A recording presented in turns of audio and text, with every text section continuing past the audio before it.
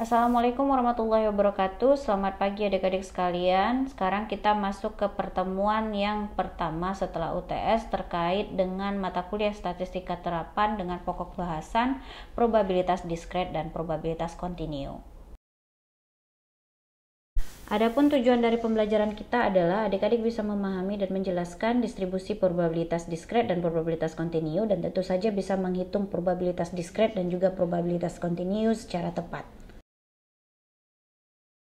Sebelum masuk ke probabilitas kontinu dan probabilitas diskret, saya akan mengulang sedikit mengenai counting rules-nya. Kita bertemu dengan yang namanya faktorial. Adik-adik mungkin masih mengingat bagaimana cara menghitung faktorial.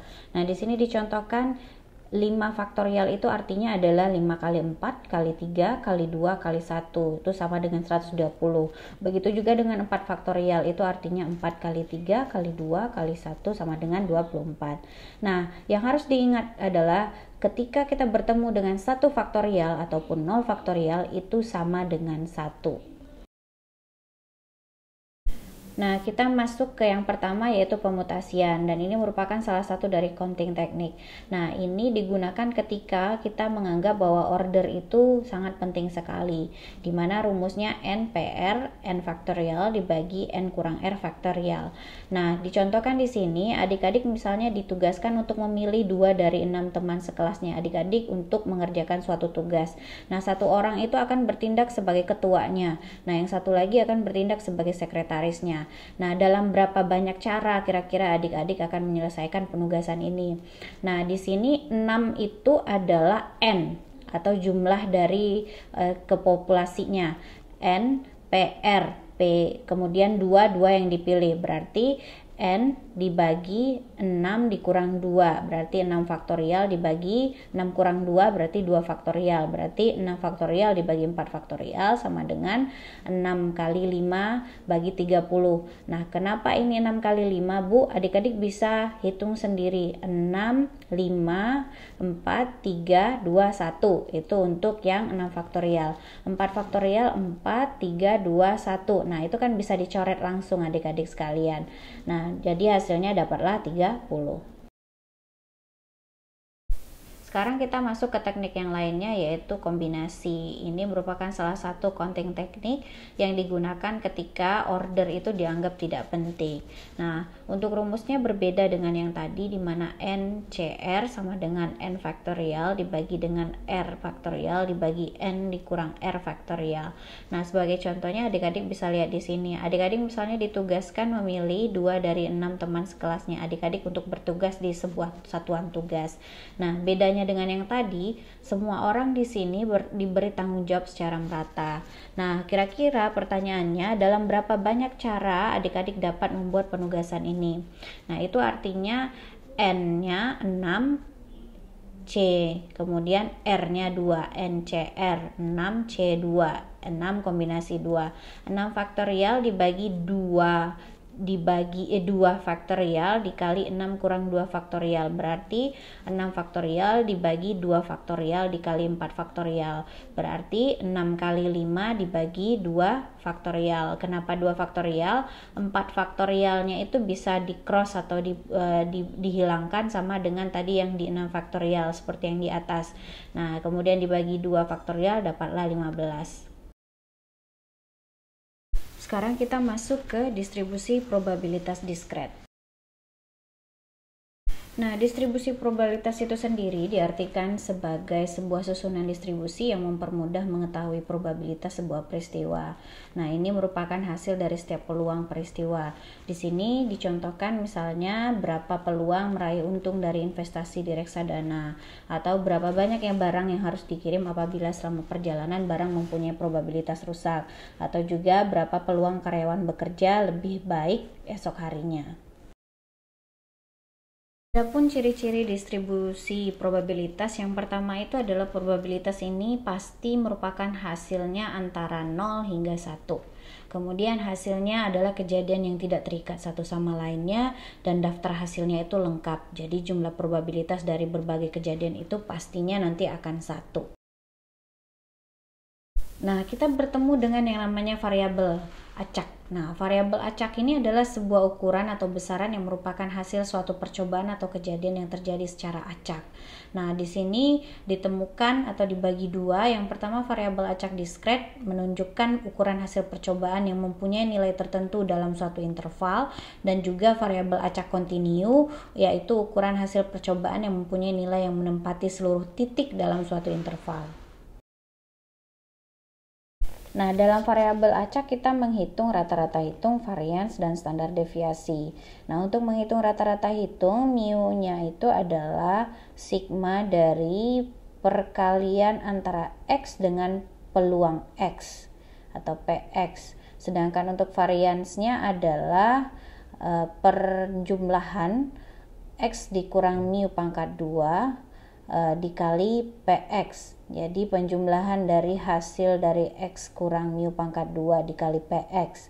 Kemudian untuk standar deviasinya atau sigmanya sama dengan akar dari sigma pangkat 2 tersebut atau akar dari sigma dari varians. Di sini saya contohkan si John. Jadi si John itu menjual berbagai mobil baru untuk Pelican Ford, dan biasanya dia menjual paling banyak pada hari Sabtu. Kemudian ia membuat distribusi probabilitas untuk melihat banyaknya mobil yang ia perkirakan dapat terjual pada hari Sabtu. Nah, ketika dia memperkirakan 0 mobil terjual, maka probabilitasnya 0,1. Ketika 2 0,30, ketika 3 0,3 juga, ketika 4 0,1. Dan ini totalnya menjadi 1 seperti tadi yang telah kita sebutkan.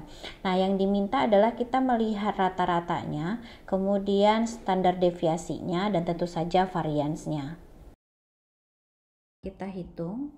Di sini diketahui tadi seperti yang dicontoh, X 0,1,2,3,4, PX 0,1, 0,2, 0,3, 0,3, 0,1. Jadi X kali PX adalah 0 kali 0,1, 0,00, 1 kali 0,2, 0,20, 2 kali 0,3, 0,60, 3 kali 0,3, 0,90, 4 kali 0,1, 0,40.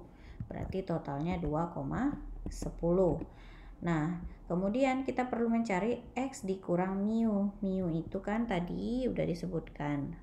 Nah, rata-ratanya mu-nya itu adalah mu sama dengan 2,1 si totalnya X kali PX dibagi dengan P kali X, yaitu 1,0. Berarti didapatkan mu-nya itu adalah 2,10. Nah, X kurang mu berarti 0 kurang 2,10 min 2,1 atau min 2,10. 1 dikurang 2,10 berarti min 1,1. Kemudian 2 berarti ini min 0,1. Setelah itu ini baru didapatkan 0,9. Kemudian yang di bawahnya baru kita dapatkan 1,9, yaitu 4 dikurang 2,10. Nah, kemudian barulah kita pangkat 2 kan, dikalikan gitu ya. Min 2,1 kali min 2,1 dapatlah 4,41 kan, min kali min jadinya positif. 1,1 kali min 1,1 kali min 1,1 dapatlah 1,21. Kemudian yang di bawahnya dapat 0,01. Kemudian didapat di bawahnya 0,81. Kemudian di bawahnya lagi 3,61 ya, baru kita dapatkan. Nah, kemudian setelah ini baru kita kali dengan si PX-nya. Berarti hasil dari 4,41 dikali dengan si PX dikali 0,10 dapatlah 0,441. Kemudian 1,21 ini dikali dengan 0,2 dapatlah 0,242. Kemudian yang di bawahnya juga begitu, dikali lagi dapatlah 0,003. Kemudian dikali lagi 0,243, dan di bawahnya juga begitu 0,361. Nah, dari sini baru kita totalkan. Total inilah nanti yang bermanfaat untuk menghitung rata-ratanya, kemudian variansnya dan juga standar deviasinya. Ini ditotalkan dapatlah 1,29. Nah, selanjutnya kan kita harus mencari yang namanya rata-rata. Rata-ratanya kita sudah dapat. Kemudian kita harus mencari varians. Setelah varians, baru kita mencari standar deviasi. Nah, untuk varians itu bisa dilihat dari sigma pangkat 2, itu kan ya varians itu. Sigma pangkat 2. Sigma pangkat 2 sesuai dengan rumus yang kita pelajari tadi, ini hasilnya sudah kita temukan adik-adik, yaitu sigma pangkat 2 nya ini adalah 1,29. Ini variansnya. Nah, selanjutnya untuk simpangan baku atau standar deviasi atau sigma saja itu adalah akar dari 1,29. Jadi akar dari 1,29 kita dapatkan 1,136. Nah, ini standar deviasi. Nah, adik-adik sekalian, saya ingatkan standar deviasi itu sami mawon sama dengan simpangan baku. Varians ini juga memiliki nama lain dalam bahasa Indonesianya. Nah, ini jangan sampai nanti salah ya adik-adik.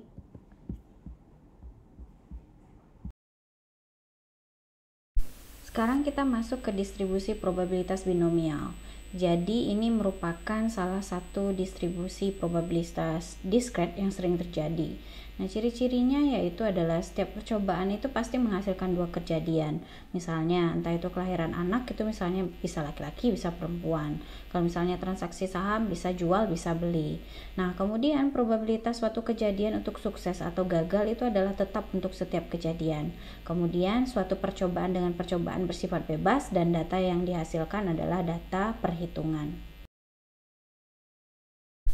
Untuk probabilitas binomial, kita memiliki rumus yaitu PXN CX PX 1 kurang P, jadi P-nya itu N kurang X lagi. Jadi C-nya itu kombinasi seperti tadi yang di atas saya jelaskan ke adik-adik.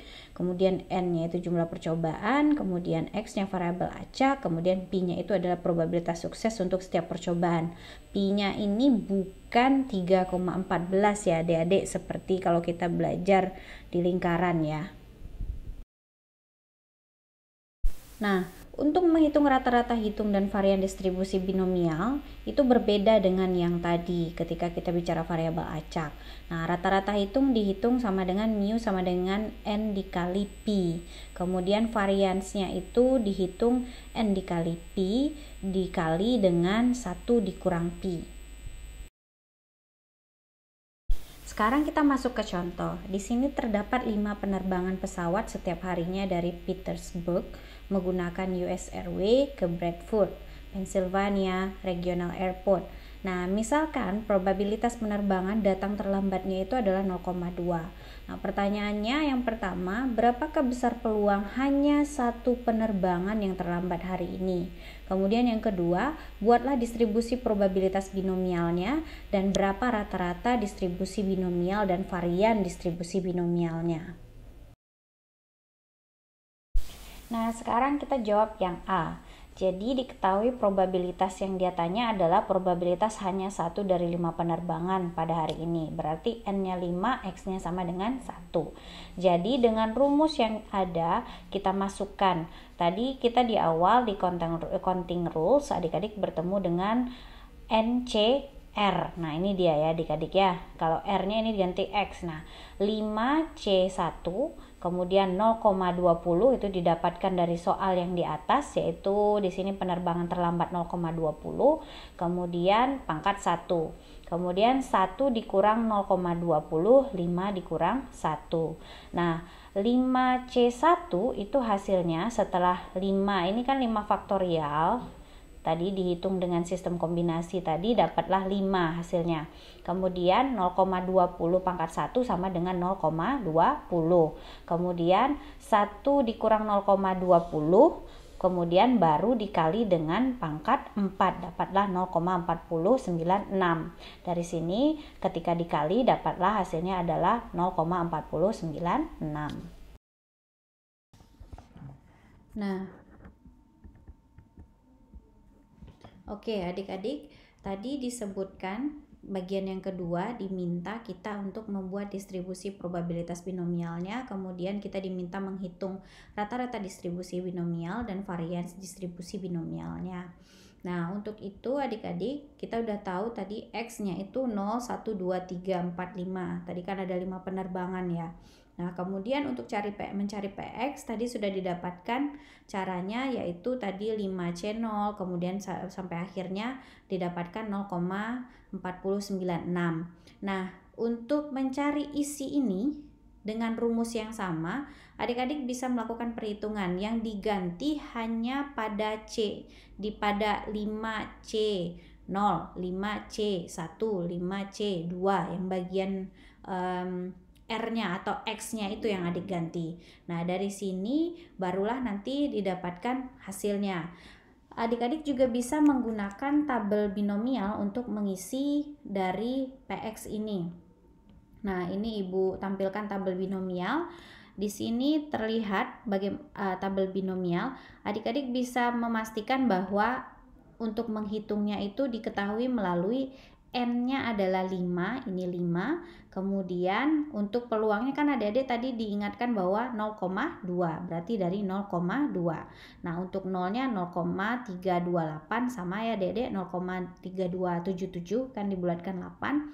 Kemudian 0,410, nah ini kan 0,496, 0,205 di sini, kemudian 0,051 di sini, kemudian 0,006 di sini, kemudian 0,0000 gitu di sini ya. Nah, dengan ini bisa juga dilakukan pengisian atau menghitung. Nah, kebetulan yang Ibu lakukan adalah menghitung. Jadi di sini Ibu isi 0, adik-adik juga bisa melakukan perhitungan, silahkan di cross check mana tahu ada yang salah atau silap yang Ibu buat. Yang pertama itu 0,2048, kemudian 0,0512, kemudian 0,0064, kemudian 0,0003. Kalau yang tadi 0,001 dibulatkan. Nah, kemudian kita cari X kali PX-nya. X kali PX 0 kali 0,3277 dapat 0. Kan apapun yang dikali 0 ya 0 gitu. Kemudian 1 kali 0,496 dapat 0,496.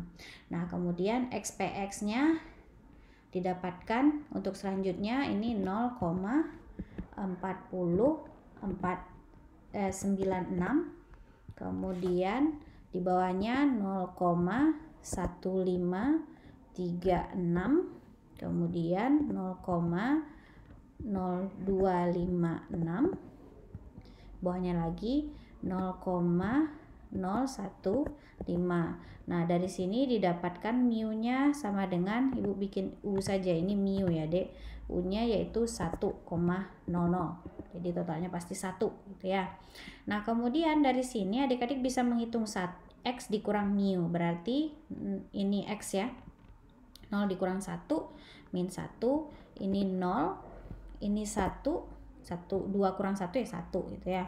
Ini 2, ini 3, dia tidak di tengah ternyata, ini 3, kemudian 3, yang di bawahnya itu 4. Nah, kemudian dari sini baru dipangkat 2 kan. X kurang mu pangkat 2. 0 kali 0 ya 0. 1 kali 1 ya 1. 2 kali 2 ya 4. 3 kali 3 ya 9. 4 kali 4 ya 16. Nah, sudah dapet. Kemudian barulah hasil dari ini X kurang mu pangkat 2 ini dikali dengan si PX-nya. Dari sini didapatkan 1 kali 0,3277 dapat 0,3277. Kalau ini sudah pasti 0. Kemudian ini berarti dapatkan 0,2048. Di bawahnya dapatkan 0,2048 lagi. Adik-adik bisa juga melakukan perhitungan, mana tahu ada yang salah yang ibu buat. Kemudian 0,0576. Kemudian di sininya lagi 0,0048. Oke, dari sini didapatkanlah variansnya. Varians itu total ini ya, Dek. Dengan rumus ini kan kita udah dapatkan varians ya. Jadi total ini semua adalah 0,7997. Jadi sudah didapatkanlah hasil bahwa mu-nya 1, variansnya sama dengan 0,7997. Jadi kita sudah selesai untuk B dan si C. Nah, selain melakukan perhitungan seperti di atas, cara simpelnya juga ada adik-adik. Ini sesuai dengan rumus yang tadi Ibu paparkan di depan ya. Ada di situ rumus rata-rata hitung dan varians distribusi binomial. Nah, di sini untuk mencari mu-nya tinggal n dikali pi, berarti 5 dikali 0,20 sama dengan 1. Hasilnya sama atau dengan yang tadi. Kemudian bisa juga dengan untuk mencari variansnya, yaitu sigma kuadrat sama dengan n kali pi, 1 dikurang pi. Jadi 5 dikali 0,20, ini kan mereka bergabung ya. Kemudian dikali 1 dikurang 0,20, dapatnya 0,8. Mirip sekali dengan hasil yang kita dapatkan dengan perhitungan yang tadi. Nah, selanjutnya kita akan bahas mengenai distribusi hypergeometrik. Ini kita hanya bahas teori, tidak dengan perhitungannya. Nah, kita tahu tadi bahwa dalam distribusi binomial itu diasumsikan bahwa peluang suatu kejadian tetap atau konstan, atau antar kejadiannya saling lepas. Nah, padahal dalam dunia nyata jarang terjadi hal ini gitu ya. Nah, suatu kejadian sering terjadi tanpa pemulihan dan nilai setiap kejadian adalah berbeda atau tidak konstan. Nah, distribusi dengan tanpa pemulihan dan probabilitas berbeda ini disebut dengan distribusi hypergeometrik. Pada distribusi hypergeometrik ini, pasti sebuah hasil untuk setiap percobaan itu diklasifikasikan menjadi satu dari dua kategori dan tidak terikat satu sama lainnya. Bisa sukses, bisa gagal. Nah, variabel acaknya adalah jumlah sukses pada sejumlah percobaan dan percobaannya itu tidak saling bebas. Dan kita mengasumsikan bahwa kita mengambil contoh dari sebuah populasi yang dapat dihitung tanpa pengembalian. Jadi, probabilitas suksesnya berubah percobaan. Nah, selanjutnya kita masuk ke distribusi Poisson. Nah, ini dikembangkan oleh Simon Poisson. Nah, dia memperhatikan bahwa distribusi binomial itu sangat bermanfaat dan dapat menjelaskan dengan baik. Namun untuk n di atas 50 dan p-nya itu sangat kecil akan sulit mendapatkan nilai binomialnya, dan itu bisa dihitung dengan distribusi Poisson. Jadi eksperimen probabilitas Poisson ini, variabel acaknya adalah beberapa banyak sebuah kejadian terjadi selama interval yang ditentukan. Kemudian probabilitas kejadian tersebut proporsional dengan ukuran interval dan tidak ada pengulangan interval dan intervalnya saling bebas. Sekian saja untuk topik kita kali ini. Jika ada pertanyaan, Ibu persilahkan untuk bertanya di kolom komentar yang ada di bawah.